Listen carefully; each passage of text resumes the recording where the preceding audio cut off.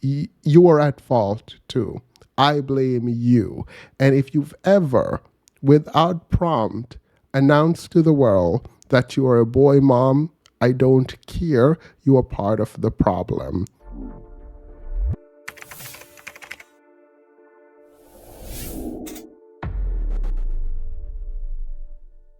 Hey guys, welcome back to Themis and Thoughts. Grab your coffee, water, tea, whatever you're drinking, go and get that. I have tea, let me grab it. I really adore this cup. Today, it is like 1 a.m., so the editing on this is not going to be great. I'm going to pretend like this is alive and we are going to be responding and or reacting to Dr. Umar, who had an interview on the barely initiated, hardly initiated, will not be initiated into adulthood. I don't know. I won't edit this out because I promise you, I don't know these people's name. I think it is barely initiated. And they're talking about initiating men into adulthood. Is it hardly initiated? It doesn't matter. I'm going to pull it up in a moment.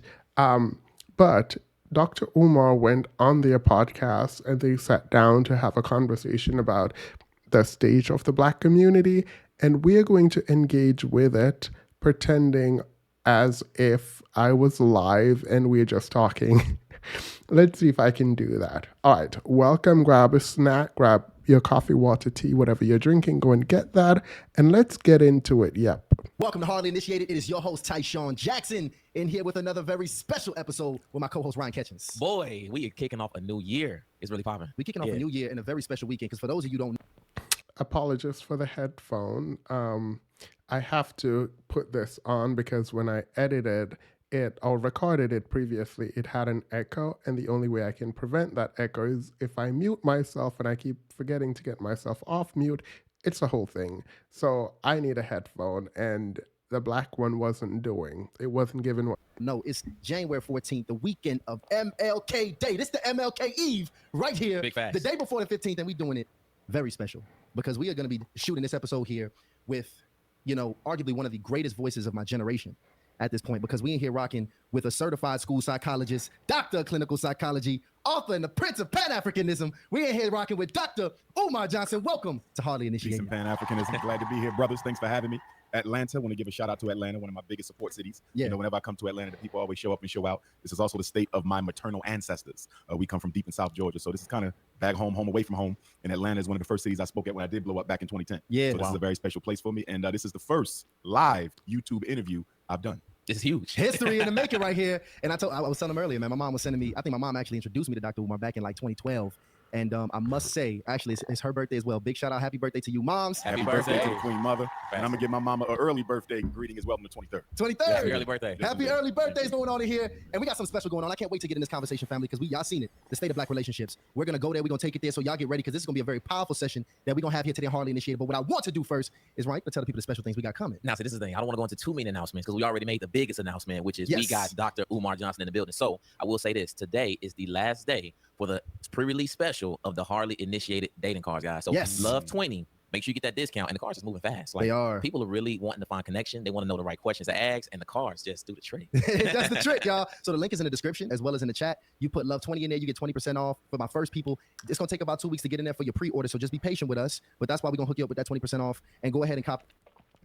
I have a feeling I should get the card, and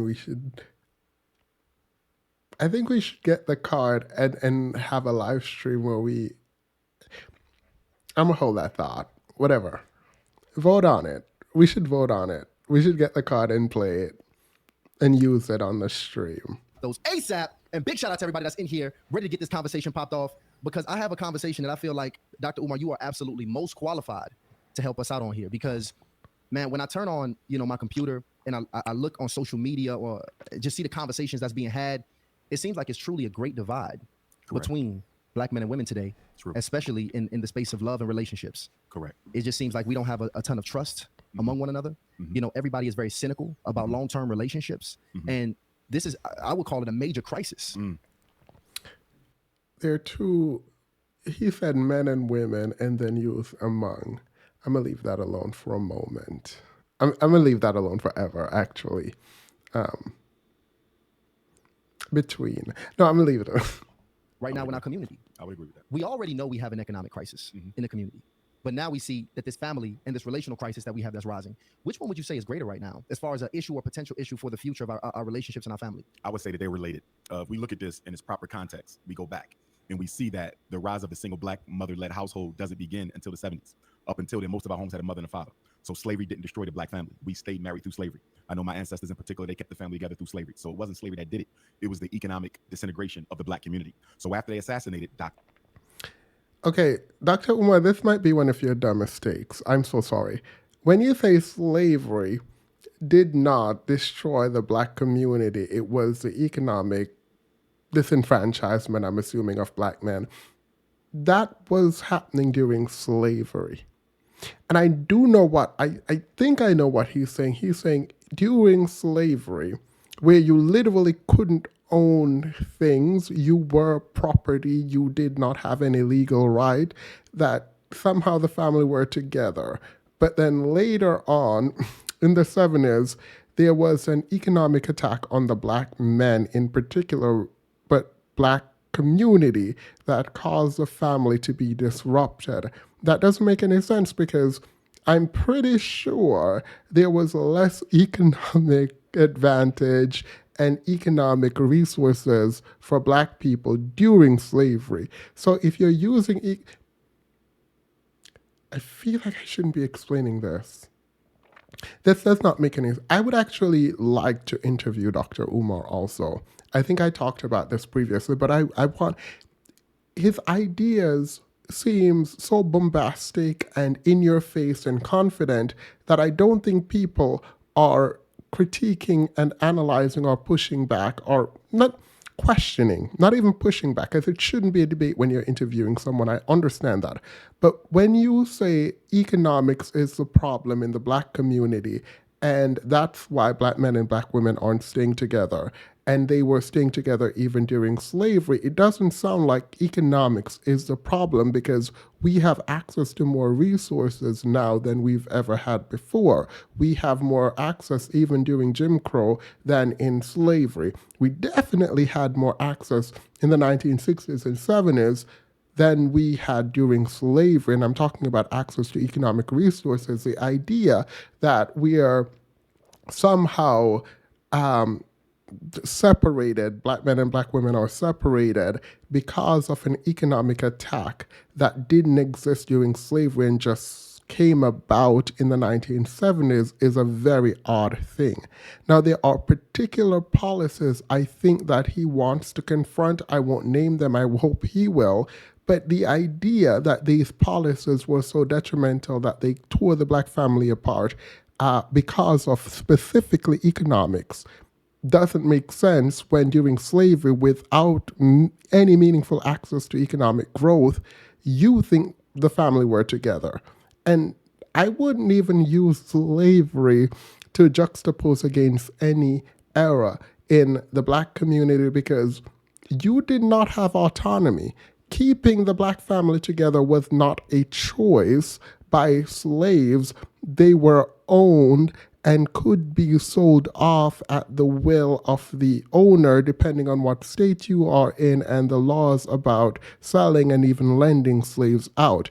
It does not make sense that you believe that the choice to be together or not be together was so destructive during the 70s because of economics, and it was better for black people even during slavery, just in terms of being together.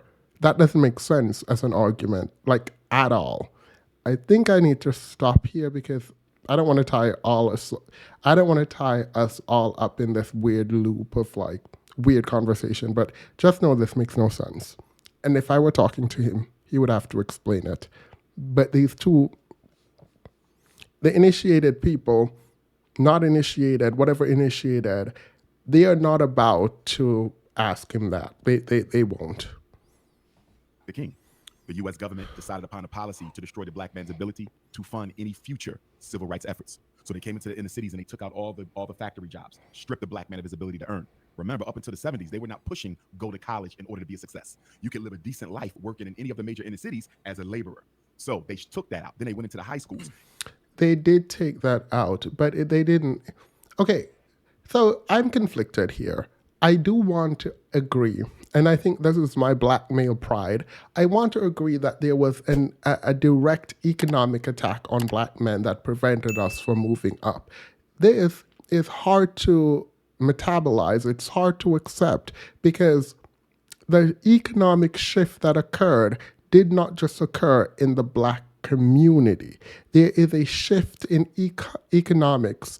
There is a shift in what America attempted to do in terms of production. They shipped that across the seas and it's cheaper. And then we became a more sort of informational kind of country. So to be clear and succinct, I'm doing this in editing, but in an effort to bolster Dr. Umar's argument, I'm going to just assume what he meant, and I said this in the video, you'll see it in a moment, that manufacturing jobs being removed from the inner cities or from the US generally would disproportionately affect people who are less educated, and thus black men in particular would be more affected than their white counterparts. But it wouldn't be a direct attack on white or black men. It was just an economic shift that disproportionately affected black men.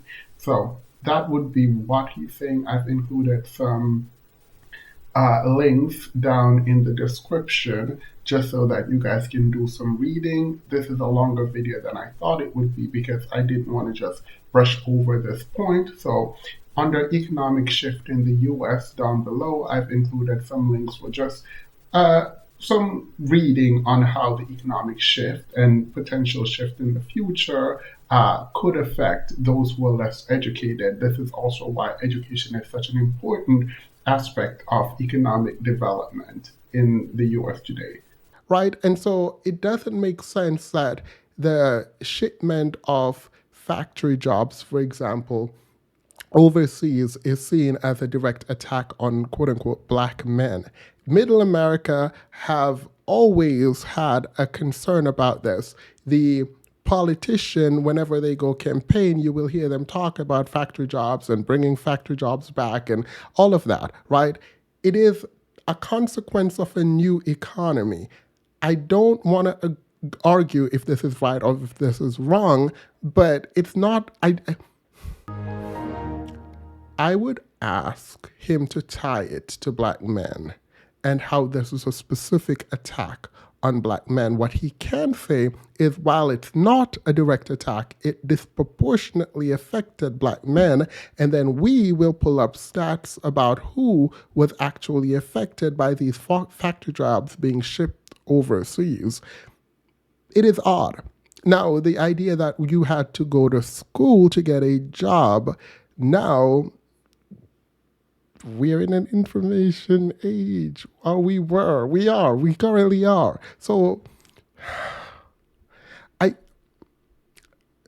Dr. Umar, if you're watching this, please note that I would like to talk to you. It's going to be an interview. I promise you, whenever I interview people, I don't just jump into debate mode. I just would like to talk to you about this because the two men that you're talking to right now aren't really going to do much, like at all. They're not going to question. And maybe you do have the answer, and I'm assuming you have the answers to the questions I have. I just want to be able to ask them.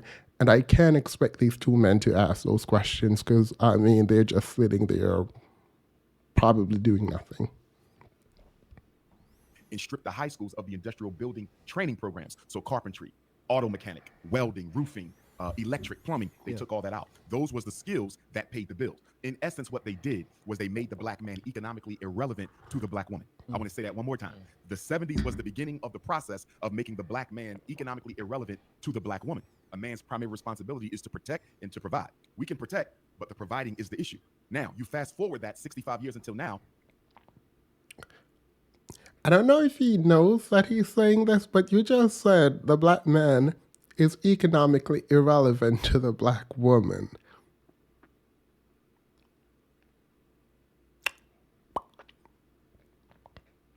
I don't know if you know the implication of that statement. I don't agree that the black man is economically irrelevant to the black woman. I think black men can go to school and do well and hopefully be able to contribute economically. The idea that because you are not using physical labor and the factory jobs are no longer here, that you have become financially irrelevant to the black woman. Like, if you accept this, by the way, as a man, a heterosexual man who wants to partner black women, you've accepted that you're irrelevant. Like, you've accepted that you're irrelevant. And so even if you're like, the government did this, and we accept that the government intentionally targeted black men by completely shifting the economy of the United States from factories to information, even if you believe that was a conspiracy against black men, specifically black men, you still can compete and be relevant in this. You still can compete and be relevant in this age. Like, I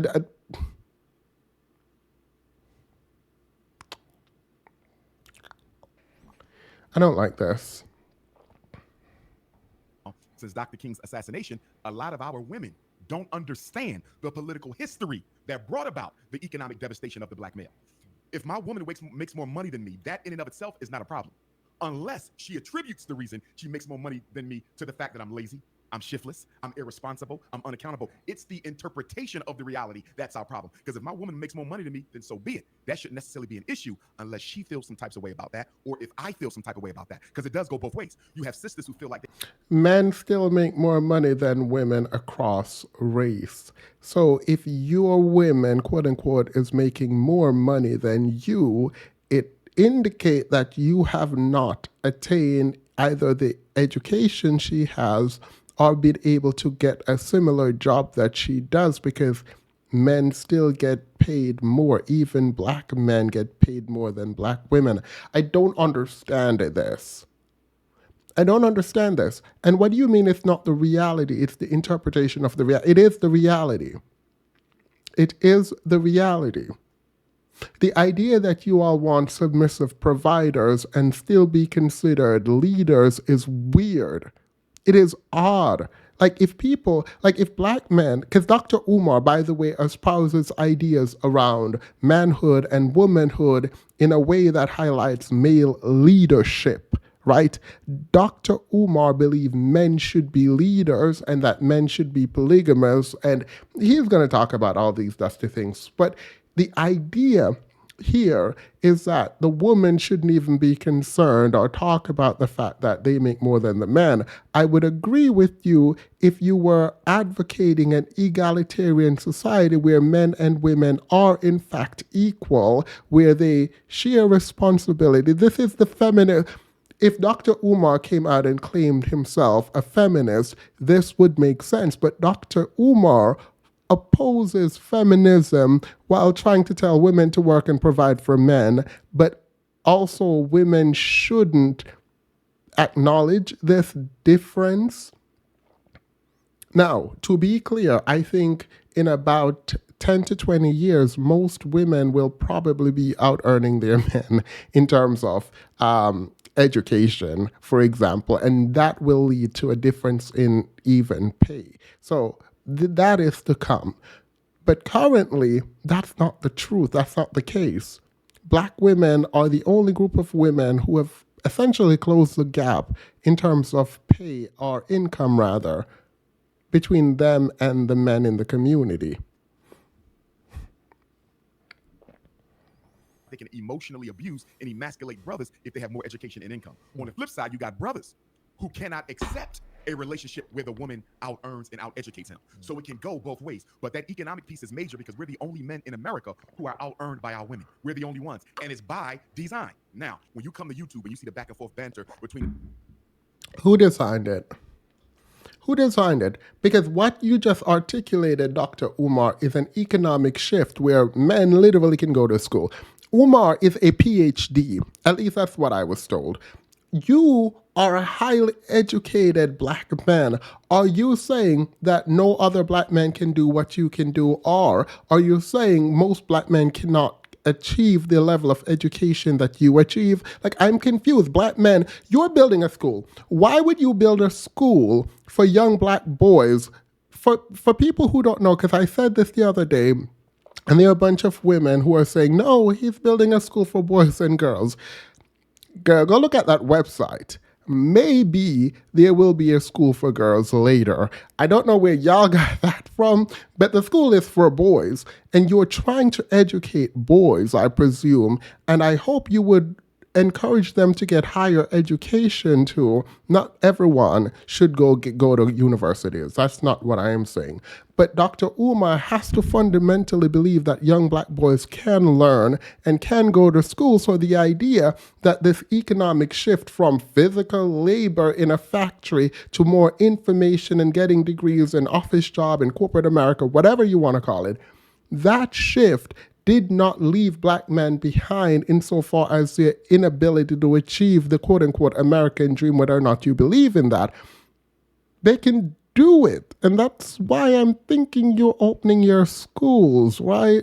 Like, you do believe in education, and you do believe boys can be educated and men can achieve educational success, right? Like, you believe that. The conspiracy against black men, you think, is a shift in the economy. Okay, fine. That shift in the economy did not leave black men powerless to change their status. Now, we can talk about racism separately, but what you have given thus far about economically crippling the black man is an economic shift. And you believe that was aimed primarily at black men. I don't know why. I don't know why anyone would believe that the American system of government shifted in the 1960s and 70s only because they wanted to prevent black men from getting access to jobs so they can provide for black women, and black women will start emasculating black men. Like, that line of reasoning does not make sense. Black men can go to school and do well. You have done it. Unless you think you're the exceptional black man, unless you believe most black men can't go and get a PhD. Not being able to get into one school is not necessarily an issue, right? Like, we can talk about racism, but you can't convince me you can't get into any school in America. This does not... Too long on this one point. We're not even 10 minutes into this video. Oh my God. The men and the women. A lot of that is due to poor political education and understanding of the reality, but another part of it is trauma.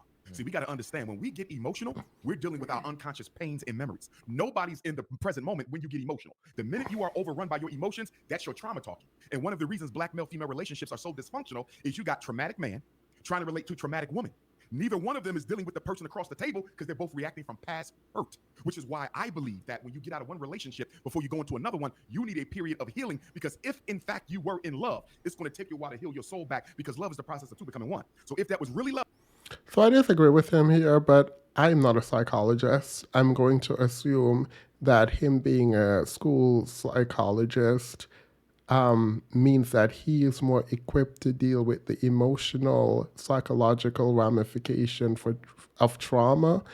And I won't critique this because that would be, I think it would be a bit inappropriate. So I'll let him cook, as the kids say.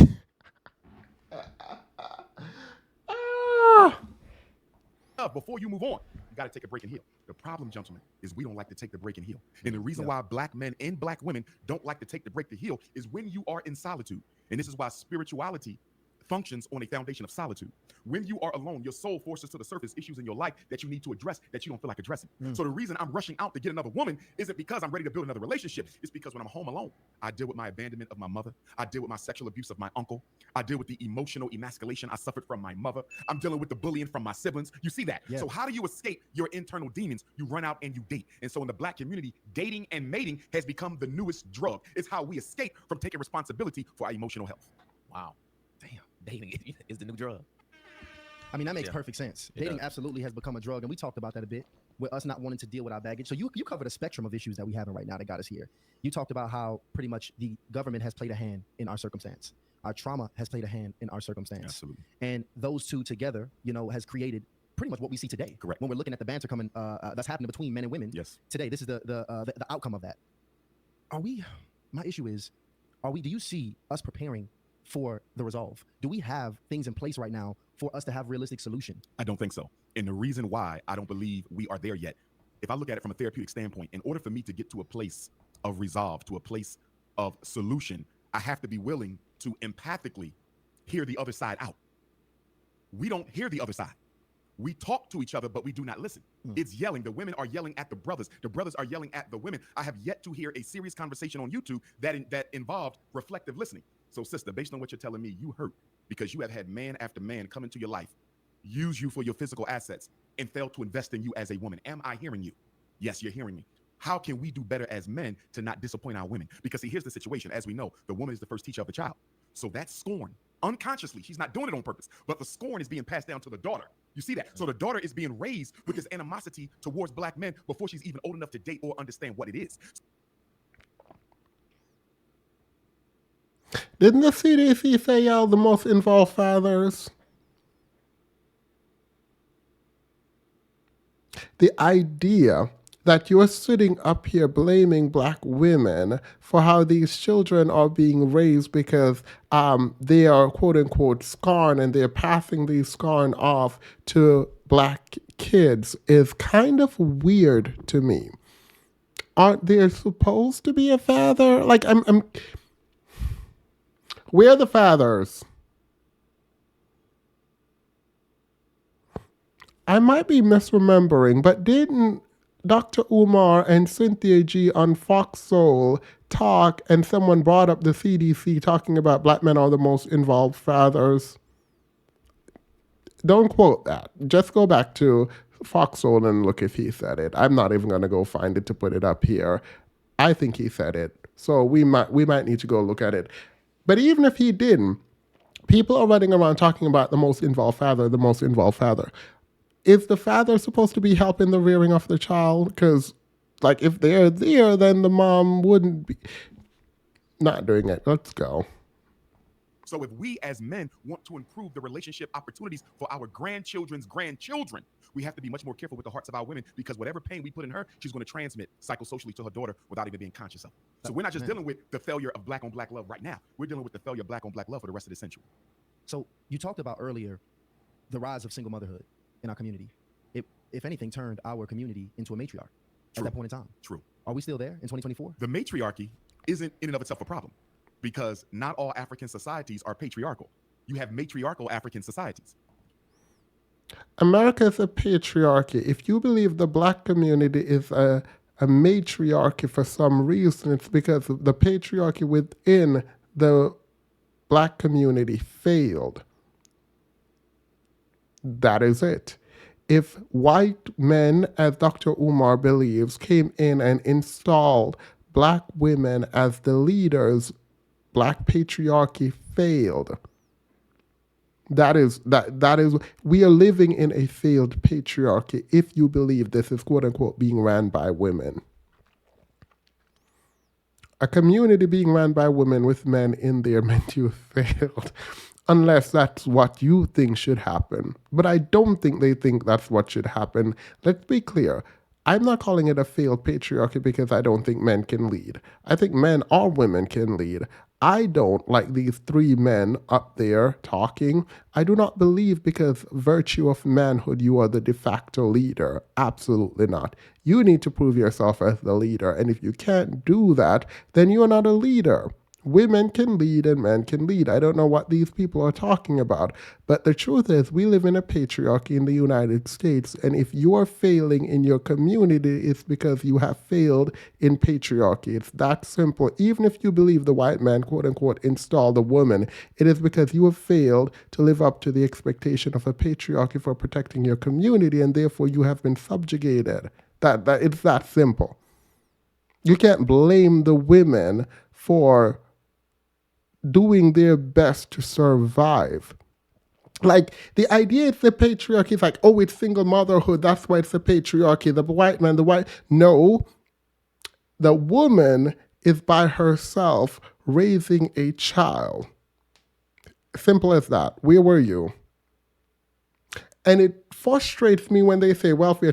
This is a 4-year program in a couple of states in the 1960s. The fact that we still go back to that to explain patriarchy is ridiculous.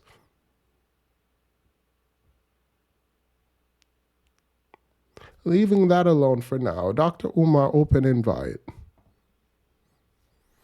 The issue is when the woman feels that because she's had to bear the brunt of responsibility for raising the children and paying the bills, that the man should have no voice. So what voice should the man have? She is burdened with the responsibility of protecting, providing, caring for, doing everything. What voice exactly should the man have? You cannot uphold your end of the patriarchal bargain. What voice exactly should the man have? You are not the leader de facto. That is not the thing. What voice? What voice exactly? Don't just say voice and be amorphous in your wording. Like, explain the voice that you think the man should have. And I'm not saying just completely eliminate his voice, but I need to understand what voice. If you just describe the dynamic where the woman is left to take care of the child, provide for the child, protect the child, do everything for themselves and the child, you now need to explain the kind of voice in that dynamic that the man should have. You should. Like, I'm curious. I'm not saying you shouldn't have a voice, but I'm actually very much curious about what that voice should be. Patriarchy by itself is not a problem. Patriarchy alone is not a problem. It's only when we take this matriarchy, patriarchy, and marry it to a European narrative that says, because I'm the breadwinner in this home, I don't have to listen to the other person. We devalue the role of the man and we devalue the role of the woman based on European values. Because guess what? How much you earn has nothing to do with what you can contribute to the system and to these children. So all of us have been influenced negatively by the white man's power structure. How much you earn does impact how much you can give to the child in the system. If we live in a capitalistic society, it is, in your words, the quote-unquote white man system. You can't expect to not be able to provide in a capitalistic society and also be given equal voice. It doesn't work like that. People are struggling. Inflation is high. It's very, very difficult to agree. And I do want to agree because I don't think financial input, or output rather, should be the thing that dictate whether or not someone cares for someone else. But unfortunately, that kind of empathy and grace and wanting of familial relationship is very difficult when people are struggling to survive. Unfortunately, we are in a capitalistic society that requires there to be finances, and to the extent you are an anchor, that is not okay. Like, you have to be able to provide financially. I even hate saying that, but like, it is what it is. It is what it is. It's not about you anymore. It's about the child. And it is selfish to think that you should be able to benefit from a woman's work product, from her finances, when you can contribute, when she has to take care of herself and the child. This is really defeatist. The way you're talking about this is weird. When you're talking to men, I would assume you would tell them to be better, try to make more money, and try to contribute and take care of themselves and their child, even if you don't think they should take care of the woman. But I think they should. Like, it doesn't make sense that you're chastising women for not helping men in talking to men. Chastising women for not giving men a voice when you're talking to men. And the reason you think men aren't getting a voice is because they're not providing financially. Why not explain to them how you got your degree and how they could be better so that they can provide financially in this new system? And then from there you work on what is a voice in the system and how do they get it. I'm very confused as to why you are making men the victim in conversations with them about their own voice and agency and ability to contribute to their homes. That don't make sense to me. That does not make sense to me. Unless you're talking to women, which I would disagree with, but the message would make more sense if you're talking to women. I'm so sorry. We're not 15 minutes and I'm already at 33 minutes of my recording, and this will not be edited. So let's go. To the point where even in our house, he's still operating at a distance through the way that we think. Take economics. Money and sex, those two variables play too big of a role in our relationships. Sex is important, money is important, but they should not be the be all and end all of whether or not the relationship is going to make sense. And if money and sex are dominating the relationship is being ran on a superficial structure because money runs out. How you perform in bed, that will dim over time too. So we cannot be coming together for money and sex, because if that's the case, this really isn't a relationship, it's a pleasure contract. And a lot of us in the community have pleasure contracts we call. Okay, he just like making things up. Money is important in a capitalistic society. If your money runs out, you're in poverty. It is that simple. It is literally that simple. The other part, money and whatever he's talking about, the other part, sure, whatever. But money is important. What do you mean money runs out? It does, and that's why you work, unfortunately. And I think there is a conversation about capitalism and how to make our lives better in the system, or whether or not the system is good. But currently, this is a system we have. What do you mean money runs out? You should focus on money. You should, look, until the system change, it is my belief that when you're dating, you should care very deeply about finances. Yes. Yeah. Until the system changes, yeah. One of the hardest things to listen to is when I'm talking to some of my friends and they're talking about the trauma of poverty. The system is not very good and forgiving of being birthed into poverty. It is not. It is not. The children who experience poverty are going through a ton of trauma, not to mention that they are at a very distinct disadvantage when it comes to schooling and climbing the socioeconomic ladder. It is a lot of work under a traumatic system and experience. It is superficial. I understand it. But we are, again, in a capitalistic society. A person's finances matters, unfortunately. And I'm not saying that for you to be superficial about what it is that you want and what it is that they want. I'm thinking about a child. It is unfair to intentionally create a circumstance for a child where they are disadvantaged in every possible way. To the extent we can give them advantage and access, we should probably try to do that. Again, I don't really care about the adults in this conversation. I'm thinking about the child. Umar is saying money doesn't matter in a capitalistic society. What? It sounds superficial, and I feel like I feel like I am wrong a lot of the times whenever I think about this, but I don't think about it from a perspective of selfishness. I think about it from the needs of the child. And from that perspective, I would hope that when you are thinking about your child or your future children, that you are thinking about it in a way that you want to give them access to resources to make their lives better, not to make their lives hard. I heard someone said, if I can go through poverty, then my child can do it too. I didn't respond, obviously, because I don't know, I don't think that's my place, but like that's a wild statement. That's a wild statement for me. Or relationships. And the difference between a pleasure contract and a relationship is a relationship requires obligation and accountability. See, when you have a pleasure contract, I sex my queen when I sex her. We go to the movies when we want to go to the movies. We go to the Bahamas when we want to go to the Bahamas. We go to the festival when we want to go to. It's all pleasure based. I see you when you want to see me. You see me when you want to see me. Relationship, I'm accountable to you whether we having fun or not. Relationship, your long-term best interest as a human being is part of my responsibility. A lot of people are calling pleasure contracts and situationships, which is when neither one of you really know what the hell this is. We're calling them relationships and they're not.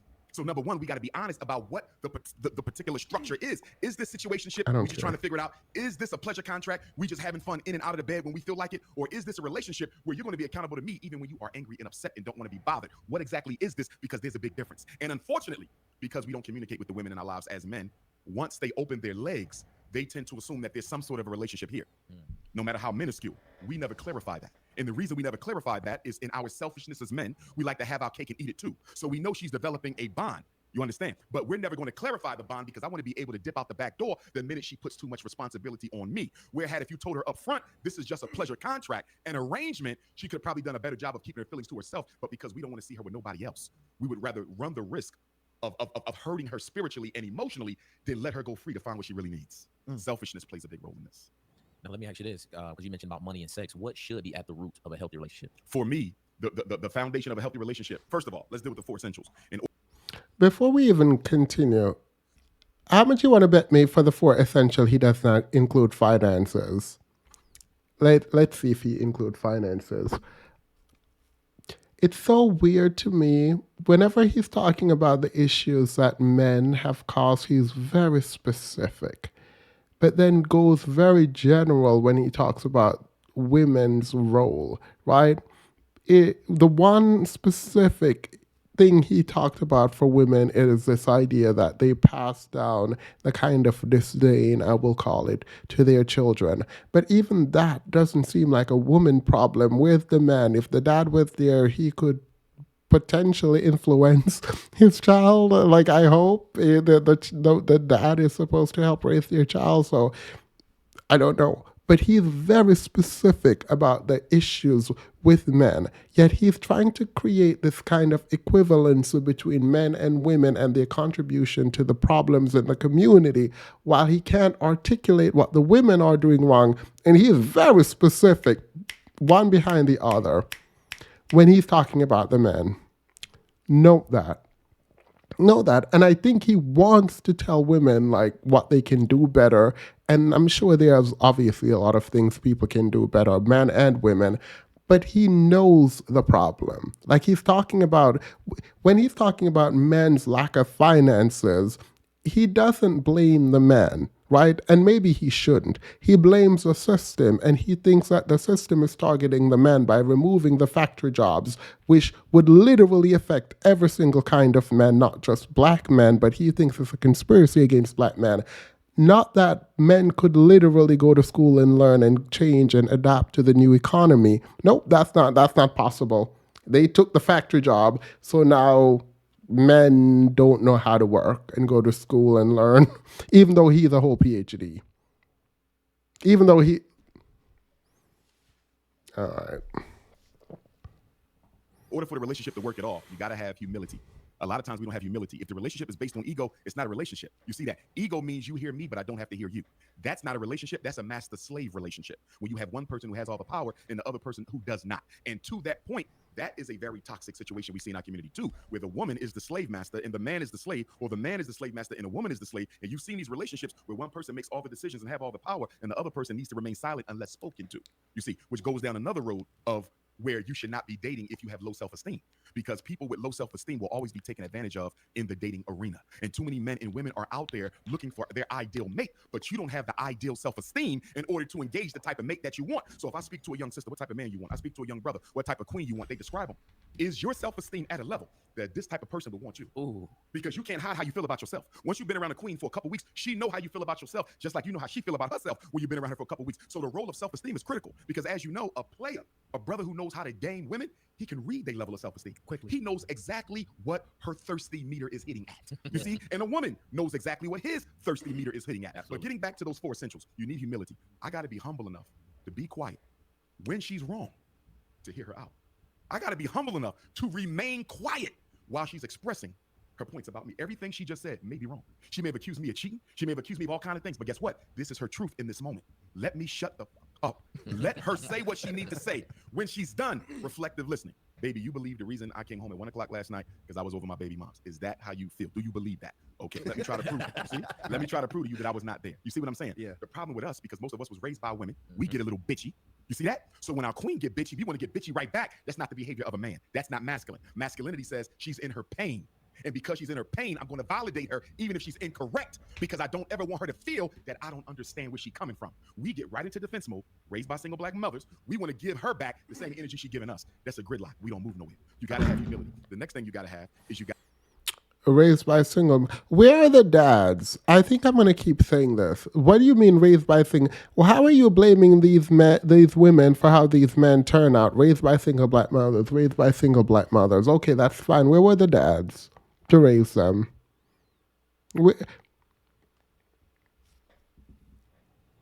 Sorry, I have so much to say, but I'm trying to get it. I'm trying to get as much in without getting to the hour mark, and it just feels like I'm about to get to the hour mark, and I'm not even 30 minutes on this video. got to have communication. One of the biggest mistakes we have in our relationships in the black community, we want our partners to read our minds. If you're in a relationship with a woman who needs you to read her mind, that is an emotionally immature woman, and you need to end it. A woman should be able to tell a man what she wants and how she feels. And a man should be able to tell a woman what he wants and how he feels, because it goes both ways. Whenever you're in a relationship and somebody expects you to read their mind, as I've often said to sisters, I'm a psychologist, not a psychic. You understand? I observe and evaluate. I can't read. You see? So tell me how you feel. The reason why a lot of sisters would rather us feel them out than communicate to us how they feel is they're afraid of rejection. They don't want to verbalize it because they're afraid it may get rejected. So they would rather you read the mind so they don't have to. It depends, I think, on what it is that they don't want to say. And I've seen this in my friendships too, where I anticipate certain things. Like if my friend is coming over, depending on the tone of voice, I might prepare something based on this or that. Whenever she says, oh, I want something to eat, depending on the day, or so even sometimes the tone of voice, this is weird. I kind of know what they want. And I think if you've studied people enough that you're around, you kind of get a feeling. And it's usually really sweet. I mean, for me, when it happens to me, it's really nice when someone anticipates my needs. But I don't know what they're talking about. And I do think generally it's better to tell people what you want instead of be upset that I don't want to engage in this at all. Actually, I'll just move on because I don't care. Garner the audacity to tell you exactly how they're feeling. In other words, you need to make a decision whether or not you're gonna marry me. We've been in this relationship for 3 years. You see that? Yeah. She wants to say it. She ain't got the courage because she's afraid of what your response is. So she's been pouting around the house, acting up like, what's wrong with her? She want to know where this relationship is going, but she's not going to say it because you ain't giving her the confidence to say that. You see? So we have to make sure that when we are dating people, we're dating people who mirror our psychological age, because all of us have a biological age. We also have a psychological age. So let's say you're 45 years old biologically. Your queen is 45 years old biologically, but she's been traumatized, raped, abused, abandoned by her father, emotionally scarred by her mother. Although she's 45 biologically, psychologically, she could be 12. Psychologically, you could be 6. And the big reason why a lot of our relationships don't work out is you got two people who are around the same biological age, but psychologically they're at 2 different levels. You see, it's like, damn, why she acting like a child? Why he acting like a child? Because guess what? They are not psychologically where you are. And here's a big problem we have. We think we've met our match when we get into a relationship where we never argue and there's no type of conflict or disagreement. That's a trap. You know why that's a trap? Everybody has a pain body. You got one, I got one, they got one. What is a pain body? That is an energy that you carry within your soul. It's a deep part of your unconscious that contains the memory of every negative experience you ever had in your life. From the time you got bullied, from your father spanking you in front of your friends, your girlfriend cheating on you, everything you went through negative is in this pain body, right? You have one. Everybody got one. If you've never seen it activated in your queen to be, it ain't time to get married yet, because you have to determine whether or not you can live with her pain body when it gets activated. See, this is where we date for 5 years and everything been great. We moved in for 1 month. Now we getting a divorce. You know why? Because it's easy to date when y'all don't have to share the same space. It's easy to date when y'all don't have to share the same space. Now y'all sharing the same space, and all that she kept hidden in her, or all that you kept hidden in you, now it's going to come out. And do you want to know why? The ego doesn't like to lie. Your ego never wants. When she says, "Are you cheating on me?" You say no. If you are, your ego want to say, "Fuck yeah, I'm cheating." And I'm gonna, you see, the ego doesn't like to lie. You see, right. So once you're forced, 3 things normally force the ego to tear the mask off. Because when we dating each other, we're basically dating the ideal self. We're projecting before the other person. We're not dating who we really are. When you meet somebody, you never tell them, "I'm an alcoholic. I have trouble showing up for work at time. I had 10 jobs in the past year. My father left me." How can you fully love if you're too afraid to get hurt? Right. And if you can't fully love because you're too afraid to get hurt, you have no business dating in the first place. Because what you might mistake for love is nothing more than a psychologically unhealthy attachment or addiction for someone else's presence in your life to validate you. Right now, we got an epidemic of black men killing their women. That wasn't love. You couldn't kill somebody you loved. You know what was going on? He was addicted to her presence in his life. His illness cannot exist without her presence in his life. And because he can no longer have her presence in his life, he's going to take her life. That's not love. That's psychopathology and addiction. And you have a lot of traumatized black people running around thinking they're in love with people. You're not in love. You are simply addicted to their presence in your life. They serve a purpose for you. That's it. It's not love. And if you don't really understand what love is, oftentimes clinginess, attachment, thirstiness, and addiction is called love, and it's not. Love don't hurt. If it hurts, it has to be trauma. Take us into love. So I hope he describes love, because I think everyone has created some kind of definition for love and blah, blah, blah. I don't care. But there is an epidemic of black men killing their women. Don't skip that. Because while you're talking about this and that, and while you're saying, oh, the reason black men and black women aren't getting along and the conversation online is because of an economic issue, yeah, that's fine, but the epidemic of black men killing the women. So Umar is learning about black femicide. He doesn't want to call it this, apparently, but that's what he just described. This is very important. And if this doesn't shape how you talk about the interaction between black men and black women, I'm going to have a problem with that. Earlier in the conversation, you talk about the abuse women go through and thus the trauma that they hold and their trauma body and all of that. You also need to talk about that. Because I think the idea is that he gets to brush over these truly like fundamental part of the conversation without fully engaging it, like at all. He does not have to engage it. He can just pretend that he cares. Look, if he actually cares, I don't know.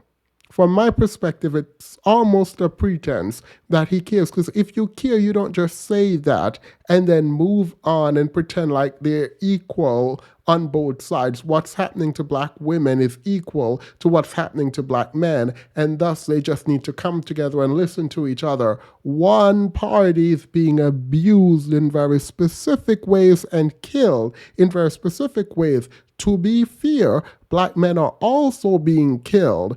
The perpetrators of these killings are other black men. So you now need to talk about this. I don't understand. Umar, I promise you, this would not be an attack. I, however, would like to speak to you about this. And if you would like an interview, I will reach out to you and ask, because this don't make sense. I would like to flesh out your ideas. I want to, because like, it's odd to me to watch you do this when you were on Fox Soul. You were opposed to all of these ideas. You talked, when you were saying there was a war on black men, you were very defensive and you didn't use any of these stats, and now you're using them, and I'm concerned that you're only using them as a rhetorical device and not actually caring at all about anything that you're saying that has to do with black women, because they are your main audience from what I can tell. So it doesn't make sense to me that well, I guess you need them to believe in black love and black community and black empowerment for them to continue to contribute to your school and your success and show up to your lectures. I'm not accusing you of anything right now, actually, but it's weird. Though, because I do agree with you. A lot of people are confused about what love is. Right. So how would you define love? When you truly love somebody, truly, here's the thing about love. Love is unconditional. That's the first thing I want to say. Is it really? Absolutely not. Nope. But I feel like you're not about to describe love. Like, tell us what it is, not what it does. Tell us what do you think love is, Dr. Umar? Like, what it is, not what it does, how it comes about. Tell us what you think it is. Love is unconditional. If it's conditions on it, it ain't love. It's a contract. And that's okay if both of you agree on those terms. She may agree. We have a pleasure contract. We got an economic contract where you're going to take care of me. And as long as you take care of me, I'm going to be your woman. The Puff Daddy arrangement. You feel me? That works for some people. No, you have women like that. You have men like that. Right. I'm going to. That is degenerate. So this is a defense of Puff Daddy. That lady, that young woman, Cassie, was not in a quote unquote pleasure contract. That is some foolishness. That woman was being abused. You do not consent to that kind of abuse. There is no consent to abuse in this. What do you mean?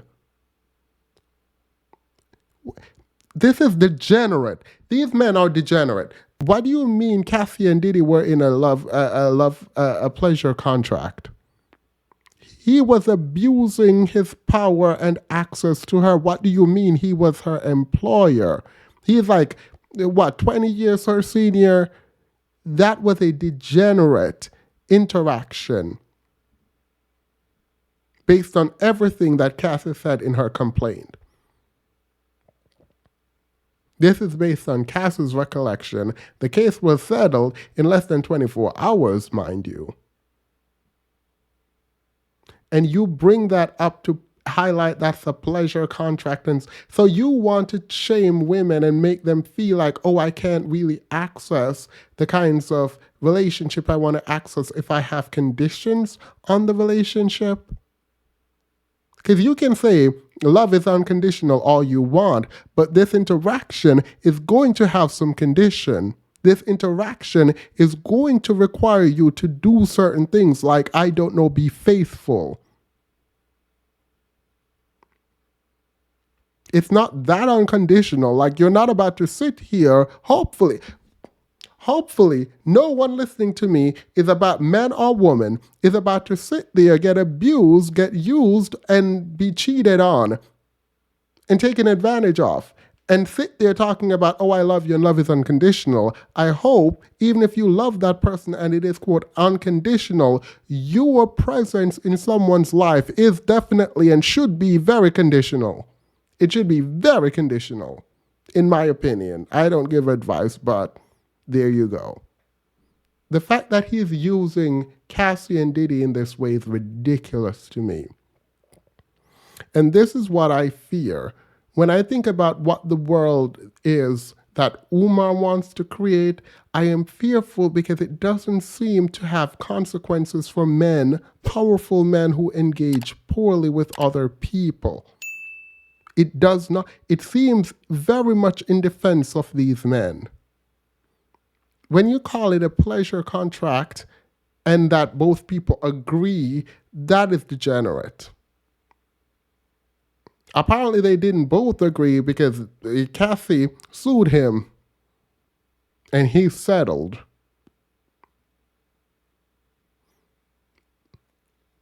It's funny because the white power structure, as Dr. Umar would say, seemed to be giving more justice than Umar would. That should tell you something about the world we currently live in versus the world Umar would want to create. And I wonder which world most people would want to live in. Floss you up, and as long as I floss you up, you're gonna be loyal to me. But that's a contract. That's not love. Contracts are different from love. Why? Contracts are conditional.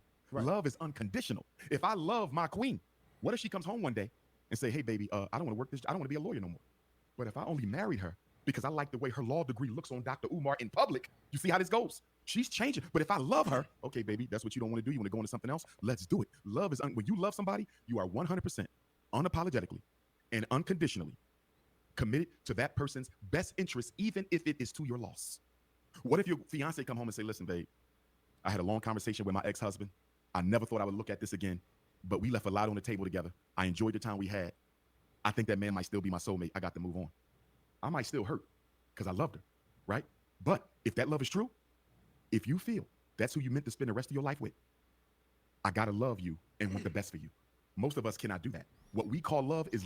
Okay, well, we're fine. This is too ambiguous to have meaning. Once you're not saying you have to be with someone who wants to leave or whatever, then I'm fine. Like, it doesn't matter. I don't care what you believe love is. Your presence should be conditional. Limited to your investment in me. You see that? Yeah. Anytime they step outside of the box we created for them, we get angry because that was not love. You had conditions on it. Your woman gained 20 pounds. Now you're going to divorce her. You say, if you gain another 20 pounds, this marriage is over. That was not love. That was a contract because it had conditions. If I love that woman unconditionally, whether she gained 20, 30, 40, 50 pounds, I'm not going nowhere. Then we might need to have a conversation about her health because I want you around for our children to get married. You understand? Right. But there's no such thing as ending a relationship because you stepped outside of my perfect box if you loved her. Love is unconditional. And most of what we got in the Black community are contracts disguised as loving relationships. Because, you know, I mean, that's what I think of when I think of even the role of a man being to provide, to protect. I'm thinking those are conditions. Like, this relationship will exist between us as long as you provide and you protect. Are those not conditions on the contract of love? Or? You are correct. Those are a little different, though, because those are expected gender roles that go back to the beginning of the time. In other words, I know she's going to be birthing the babies. I know I'm expected to be the provider, even if she makes more than me. So gender roles are conditions, but because those are culturally determined, I would put them in a separate box because we come in understanding that this is part of what you're supposed to do as a man or as a woman versus don't gain no weight, don't lose that job, your income better not drop, don't have more than one child. You see what I'm saying? Yeah. I'm dealing with those personal conditions that you want to impose on the other person versus the conditions that the culture imposes on us as men and women. Understood. Now going back to, because you were saying, we Y'all still good on the sound? We good. Not men are supposed to provide while you just went on a long dusty diatribe about how they can't.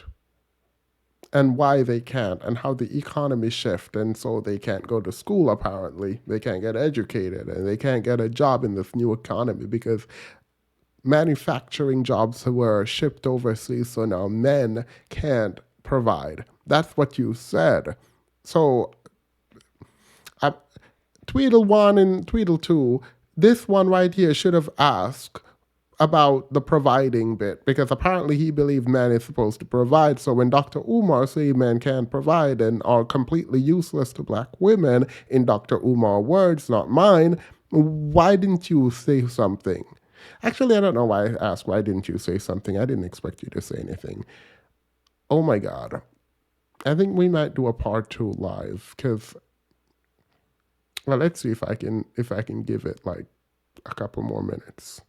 Good. Yeah, Okay, mine went down a little bit. There we go. We straight. Okay, excellent. So Let me get them 2 other ones. I'm sorry. No, No, yeah, we need those. Matt, hold on, wait, because I want you to hold it because there's so much to unpack. Okay. Hold on to those 2 other ones. Okay. But I really want to touch on this because you talked about being able to us dealing with our pain bodies. Yes. And us not knowing exactly how to connect with one another because we really don't know who we are in that pain body. Yes. How can one, and this for me, because I'm out here, I'm a brother who's seriously dating. I really want to I'm trying to get out these damn streets. Yes, sir. Yes, sir. So the reality of it is, how as a man looking to authentically know a woman, her pain body, what she really comes with, to unlock that version of her, and her to unlock that in me as well.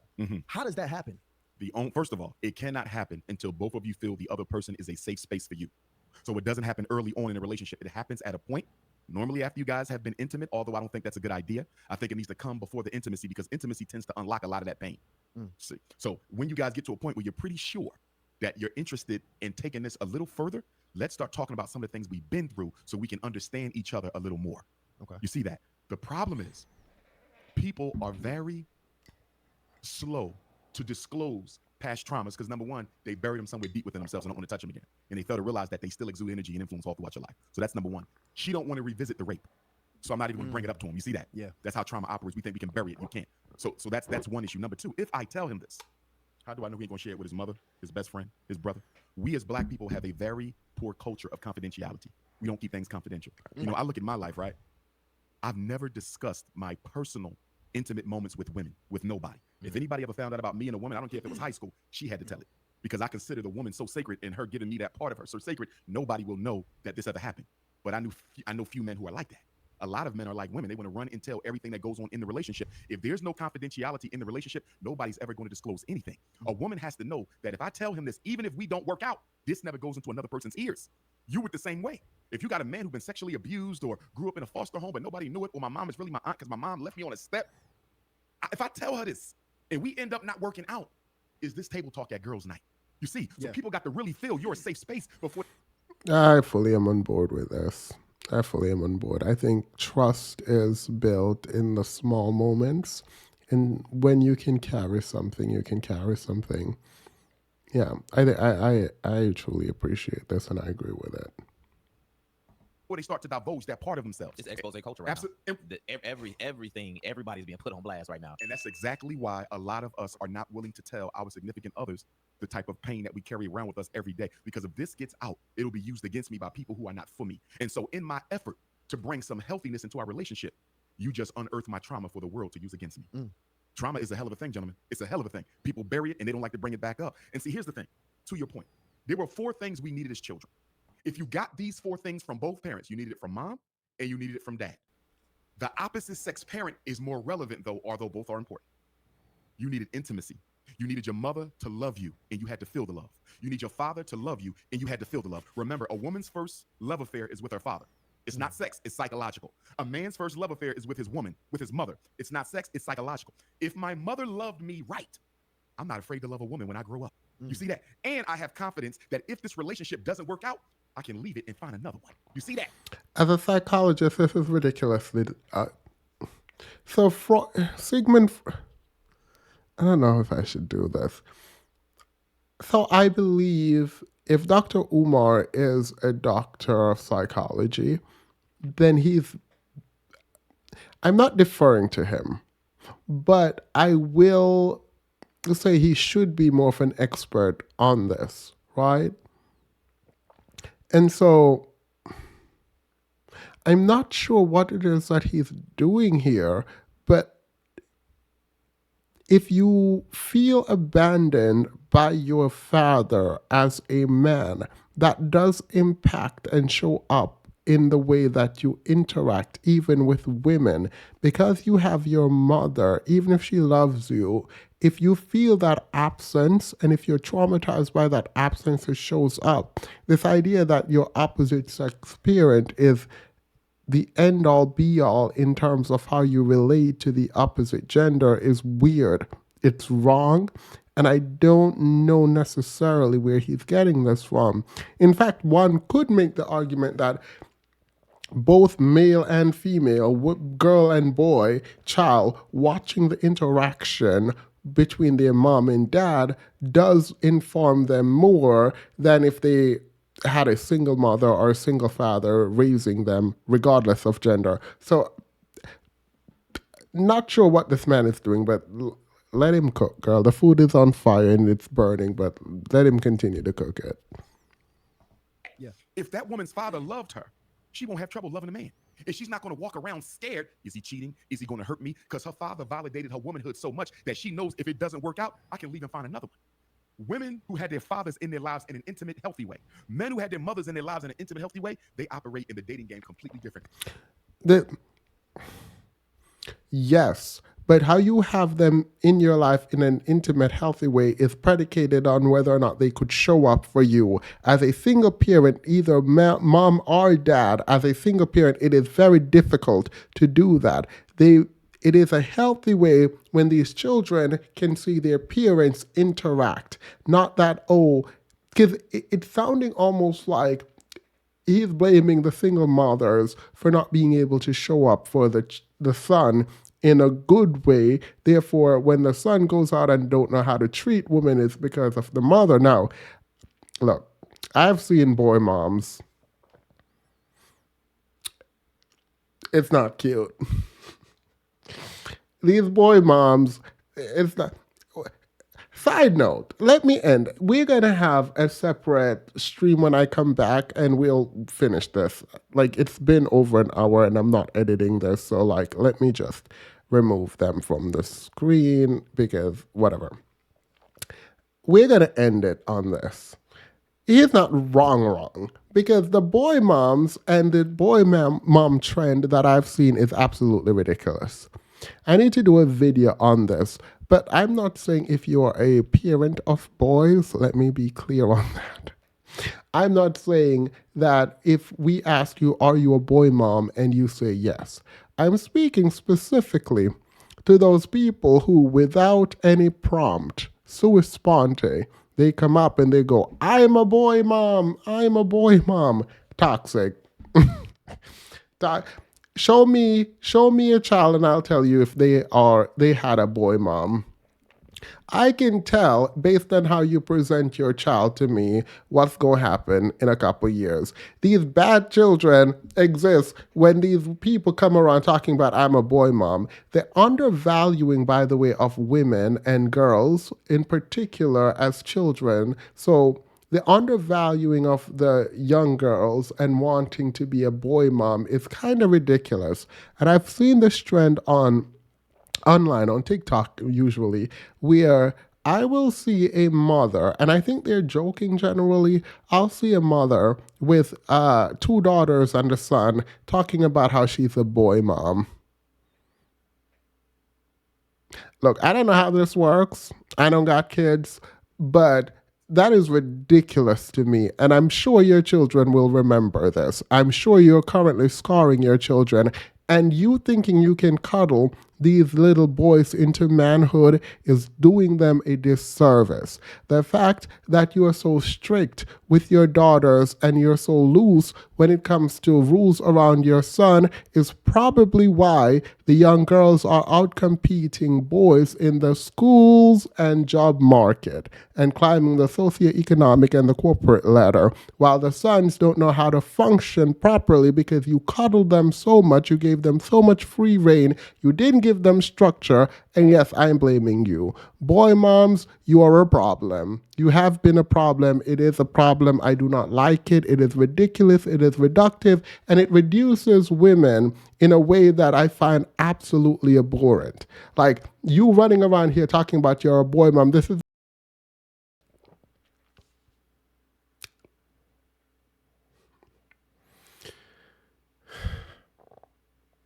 I understand some people say that the only way to continue your legacy is with your son because of the name, the last name being given.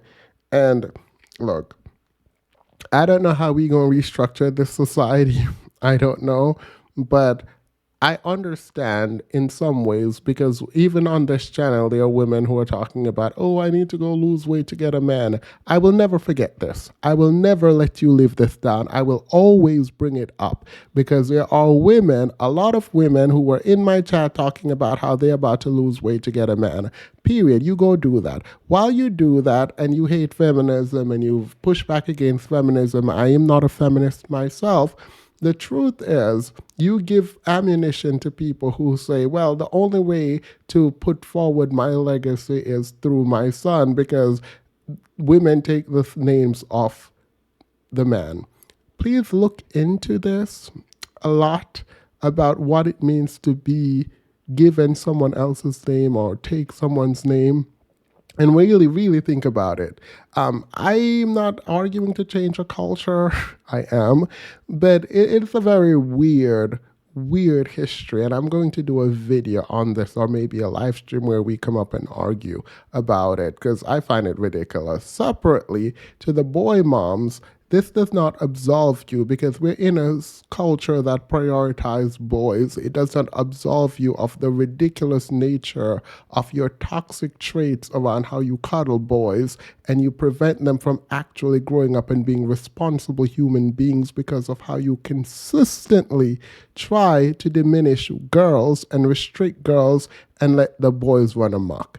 You are at fault too. I blame you. And if you've ever, without prompt, announced to the world that you are a boy mom, I don't care. You are part of the problem. Now, I hope you don't leave. Remember to like, share, comment, and subscribe. Bye. I'll see you guys when I get back. Please don't drag me too much in the comments, boy moms. My mom is a boy mom. I'm pretty sure she wanted girls. Pretty sure she wanted girls. Bye.